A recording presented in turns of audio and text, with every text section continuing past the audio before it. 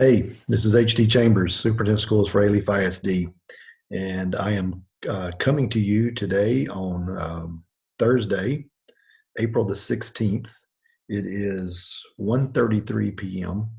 And the reason I give you the date and the time is because people watch this at different points in time, and a lot of things happen between when I record this, perhaps, and when people actually watch it. So again, it's April 16th, approximately 1:30 p.m. in the afternoon.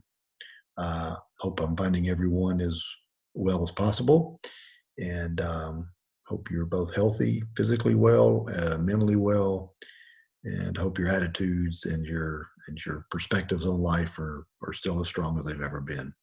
I know it's difficult in these times. I want to acknowledge that there are many people that are in our community that are struggling, not only with health and mental and just being cooped up for going on what 5-6 weeks now.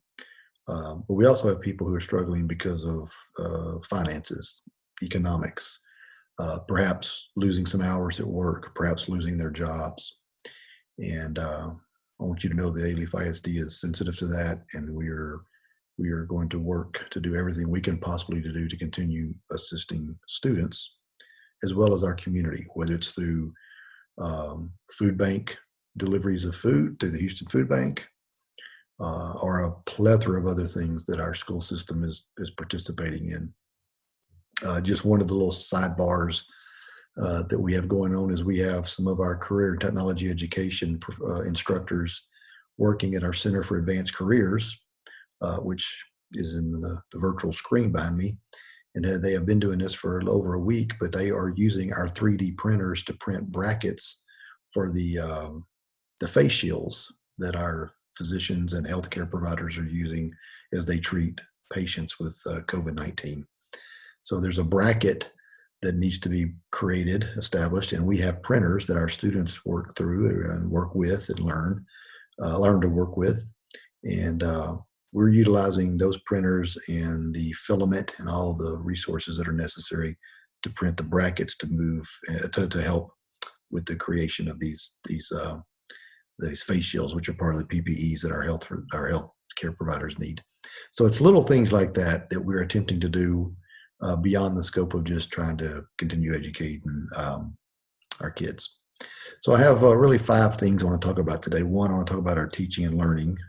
I want to talk about prom and graduation for our class of 2020. I want to talk about funding, the budget, and I want to talk about perhaps what we might be looking at in the summer of 2020 and the beginning of the 2021 school year next fall.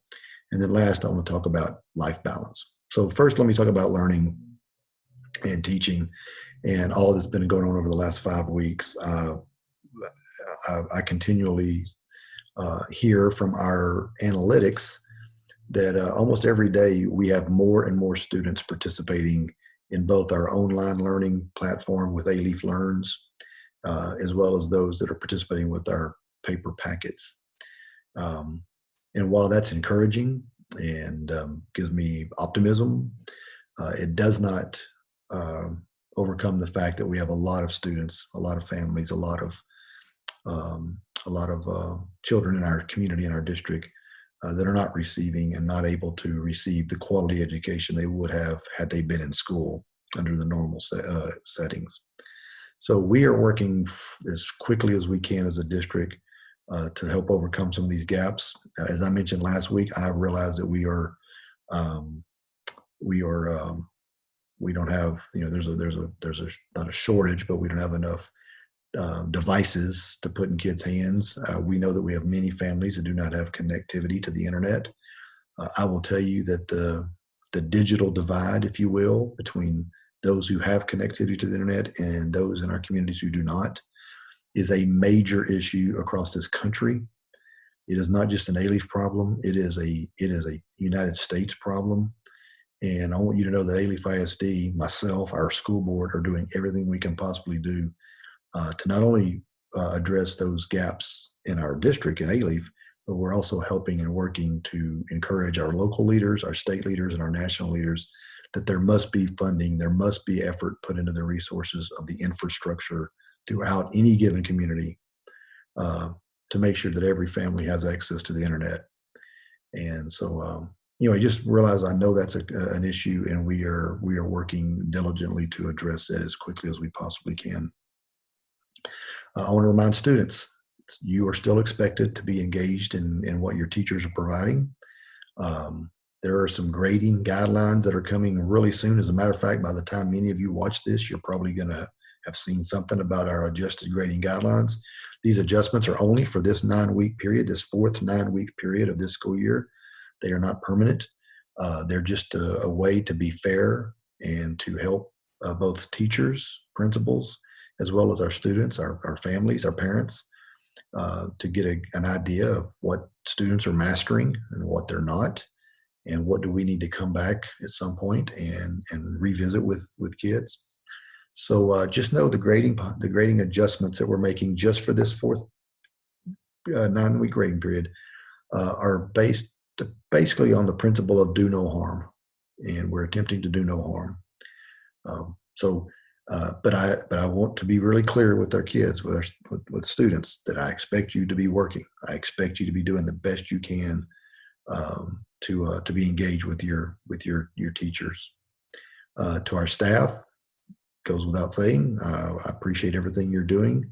The board appreciates everything you're doing, and just continue it and continue working through the complexities and some of the things that make it a little less convenient to teach kids when you're not in front of them. But anyway, just keep working as best you can. I'll repeat what I said last week. This is not perfect. Matter of fact, some people may not even qualify it as good. Just do the best you can. Don't beat yourself up. Don't get frustrated. Just try to do the best you can, whether you're a student, whether you're a parent or a teacher. That's all we can ask of any of you. Let me skip to another topic that I addressed over the last several weeks, but I've come to a decision on that now. This past Monday afternoon, I had a Zoom video conference call with the seniors, the high school seniors who were part of my student advisory committee. And we took about an hour and had a really good discussion on both prom and graduation. And, I acknowledge, and I've done this before, I fully recognize how important prom is, how important a milestone it is in seniors' lives, and how much they look forward to it, and as well as graduation, obviously. But circumstances are such, and they understood. These kids are mature beyond their years. They understood. They're disappointed that prom is being canceled because we had proms during the month of April and the first week or so of May, both because of the restrictions on social gatherings and the social distancing, and the fact that we can't come together to have a prom. Obviously dictated that we had to cancel what we currently had scheduled. But these kids understood that. They accept it. They're disappointed. Absolutely, everyone's disappointed. But they understood. This is a big issue, and they understand. We decided that we as a school district and each campus would work as hard as we can to have some type of event in June or July. I can't guarantee it's going to be exactly like the prom experience would have been had they held prom, but it's going to be an effort by Alief ISD and by each campus to do something so these seniors can come together and have a memorable experience. This last 9 weeks of their senior year is going to be memorable, both for the good, the bad, and the losses, if you will. Losses meaning prom and things of that nature. But we're going to try to do something. We're not giving up. We're not just going to cancel it and say it's done, forget it, sorry about that. We're going to do everything we can do to have some type of meaningful event for prom. For graduation, as I have mentioned, I have not canceled graduation right now. Alief Early College High School and Kerr High School are scheduled for May 22nd, and Elsick, Hastings, and Taylor are scheduled for May 23rd. Obviously, that might change, but right now I'm still holding on to that. The students and I decided that would be our first option, obviously. But once it became apparent that we were going to have to postpone from those two dates, we have scheduled, Alief ISD has scheduled the Berry Center, which is where we hold our large high school commencement exercises for July the 12th. It's a Sunday. Um, I appreciate Cypress Fairbanks ISD working with us. They're going to hold their graduations, or at least they're going to tentatively schedule their graduations that weekend of July 10th, 11th or so. We're gonna do ours on the 12th for Elsick, Hastings, and Taylor. And then we're working with the Coleman Coliseum in Spring Branch for our Ailey Fairley College High School and Kerr graduation, which is where we normally have those commencement exercises. So just know we've got some tentative dates in the first couple of weekends of July to hold a traditional graduation ceremony. You will you will you will be notified, obviously, as soon as we know something. If for some reason we're not able to do it in July, uh, if the mandates are still in place, if the restrictions are still in place, then we are securing locations in those same, excuse me, we are securing dates in those same locations for sometime in August. And we will keep playing this as long as we can, as long as we know the majority of kids are still in town and still around and the families still want to experience this graduation ceremony. We will do whatever we can do and we will play it out as long as we can, or as long as it's realistically possible. But also know we're planning. We are in the process of planning a virtual graduation exercise for kids, for our seniors, and more information will be coming out on that as well. So just know we're doing everything we can to create contingency plans and to create what if scenarios and related to graduation and to prom, as I mentioned earlier. You're going to you should be receiving or seeing a letter from me to parents and students in the community about these two topics, which basically says what I just said. So, but I wanted to bring that up for those that are watching this. Let's talk about summer, and a lot of questions about, well, are we going to have summer school this year since we missed this 9 weeks? I don't know. We're working, and we'll be prepared to have some type of summer school should we be allowed to. So, the short answer to the summer schools question is we really don't know yet. So as a school district, we have to prepare as though we're going to be able to have one. And so just know we're thinking through that. It might look very similar to the remote learning and the A-Leaf Learns process that we're using right now. But we're working on that. The next question is about, reentry, and that's my term, reentry into the 2020-2021 school year, which is next school year. Again, we don't know much about that yet. I think there's an expectation and almost an assumption that we'll be back in school by the fall, and I share that expectation, and we will continue preparing as such. But I just want to make everyone aware that we have a task force that is working on a variety of different school calendars that we're going to be sharing with the board soon. We're not ready yet. They're aware we're playing with these calendars, but just know that we're thinking through what might the 2021 school year calendar look like, and in what ways would it be different because of what we're experiencing right now. And so just be aware that summer school, we're not sure yet. We're going to be making some decisions as soon as we know more. And the same way with the next school year, when do we start school? Is the calendar that was adopted by the board back in February, is it still the calendar? Right now it is, yes. But it might change based on circumstances. And we'll have more conversations with our school board as we move forward and learning more about what our local and state leaders are going to allow us to do and what they're not going to allow us to do. And last but not least, just real quick, I want to just remind everyone that to take care of yourself. And I know that it's a lot easier than it's easier said than done. I get joked, people give me a hard time a lot because ever since I've been in a leadership position, I've always tried to remind people that I am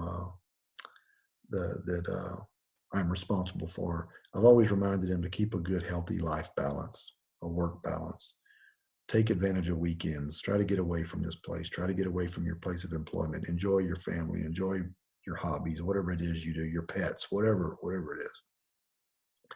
And I know times like these, you've had plenty of time to rest and do nothing.